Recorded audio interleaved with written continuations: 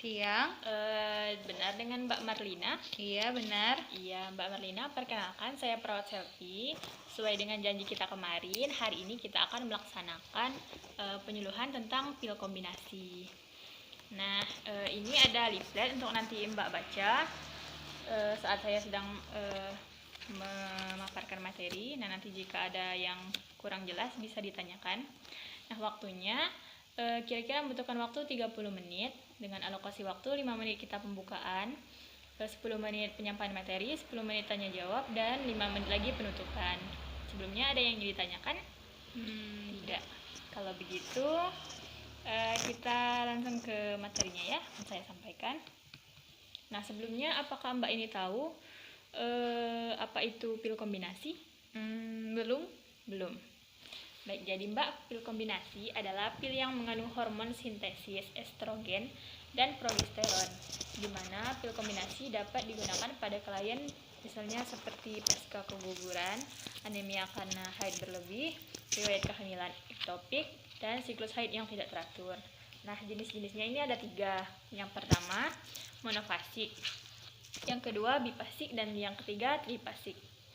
Nah, untuk monofasik sendiri adalah pil yang tersedia dalam kemasan 21 tablet, mengandung hormon aktif estrogen atau progestin dalam dosis yang sama dengan 7 tablet tanpa hormon aktif. Nah, untuk yang kedua, bifasik adalah pil yang tersedia dalam kemasan 21 tablet, mengandung hormon aktif estrogen dan progestin dalam 2 dosis yang berbeda dengan 7 tablet tanpa hormon aktif. Nah, untuk yang trifasik ini adalah pil yang tersedia dalam kemasan 21 tablet juga, mengandung hormon aktif estrogen atau progestin dalam 3 dosis yang berbeda dengan 7 tablet tanpa hormon aktif. Nah, cara kerja dari pil kombinasi ini yaitu dengan menekan hormon avarium selama siklus haid normal, sehingga juga menekan releasing faktor di otak dan akhirnya mencegah ovulasi. Nah, yang kedua, mencegah implantasi karena terjadinya perubahan kelenjar dalam endometrium timbul lebih awal dan dengan intensitas lebih besar, sehingga endometrium tidak berada pada fase yang sesuai dengan ovulasi dan kurang dapat mendukung ovum yang dilepaskan dan mengalami fertilisasi. Selanjutnya, pil kombinasi ini memiliki keuntungan, di antaranya yaitu efektivitas tinggi bila digunakan setiap hari, mudah diperoleh, resiko terhadap kesehatan sangat kecil, resiko anemia pun lebih sedikit karena haidnya lebih sedikit. Nah, serta mengurangi dysmenorrhea dan menorragi, serta memberi perlindungan terhadap osteoporosis. Nah, untuk keterbatasan atau kekurangan dari pil kombinasi ini adalah mahal dan membosankan karena harus menggunakannya setiap hari. Kemudian kekurangannya yaitu mual pada 3 bulan pertama saat pemakaian. Nah, yang ketiga, pusing, nyeri payudara, berat badan naik sedikit, berhenti haid, serta meningkatkan tekanan darah dan retensi cairan, sehingga resiko stroke dan gangguan pembukuan darah pena sedikit lebih meningkat. Nah, untuk kontraindikasi ini adalah kondisi wanita di mana dia tidak boleh mengkonsumsi ataupun menggunakan pil KB kombinasi. Yang pertama yaitu saat kehamilan atau diketahui ataupun dicurigai hamil. Nah, yang kedua menyusui. Yang ketiga perdarahan perpaginam atau uterus yang tidak terdiagnosis.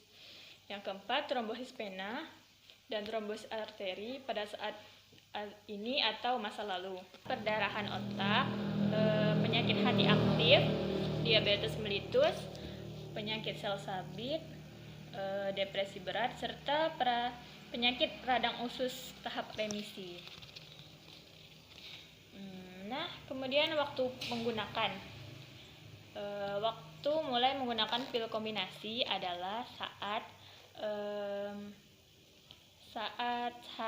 haid dan yang kedua hari pertama sampai hari ke-7 siklus haid. Yang ketiga, jika pada siklus haid hari ke-8 perlu menggunakan kontrasepsi yang lain, misalnya kondom. Yang selanjutnya setelah melahirkan, setelah 6 bulan pemberian ASI eksklusif, setelah 3 bulan dan tidak menyusui, serta pasca keguguran, segera atau dalam waktu 7 hari ya Ibu. Nah, setelah materi ini ada yang ingin ditanyakan Bu sebelumnya? Iya. Apakah menggunakan pil KB itu harus pada jam yang sama? Oh, nah Ibu, kalau untuk pil KB ini sendiri memang sebaiknya dikonsumsi pada jam yang sama setiap harinya agar obat dapat bekerja secara maksimal. Namun jika lupa atau melewatkan waktu minum pil KB, bisa untuk segera meminum pil KB ini, begitu ingat gitu. Namun jika lupa hingga keesokan harinya, Mbak bisa minum 2 pil sekaligus. Kemudian lanjut minum pil KB sesuai jadwal hingga habis. Nah, selanjutnya ada yang ingin ditanyakan lagi? Iya. Katanya kalau minum pil KB terus-menerus itu bisa menyebabkan sulit hamil. Apakah benar? Nah, hal itu tentu saja tidak benar ya Mbak. Setelah berhenti minum pil KB, Mbak bisa segera hamil kok. Jangankan berhenti, lupa 2 atau 3 pil saja, biasanya Mbak sudah berpeluang untuk hamil lagi. Ada yang ingin tanyakan lagi? Tidak. Nah, kalau begitu ini penyuluhannya sudah selesai. Nah, dari materi ini bisakah Mbak menjelaskan sedikit tentang yang Mbak pahami dari materi yang sudah saya jelaskan? Iya, pil KB ini dibedakan menjadi 3. Yang pertama yaitu monofasik, kedua bifasik, Iya. dan yang ketiga trifasik. Lalu kekurangan dari pil KB ini itu biasanya orang cepat bosan karena meminumnya itu harus setiap hari, dan salah satu efek sampingnya itu bisa menyebabkan mual, muntah, dan pusing, serta haid menjadi tidak teratur. Oh iya, benar sekali ya Mbak. Ini penyuluhannya sudah selesai. Terima kasih Mbak, sangat kooperatif sekali dan sudah menjelaskan materinya dengan benar ya Mbak. Nah, kalau begitu kita sudahi saja. Wassalamualaikum warahmatullahi wabarakatuh. Waalaikumsalam warahmatullahi wabarakatuh.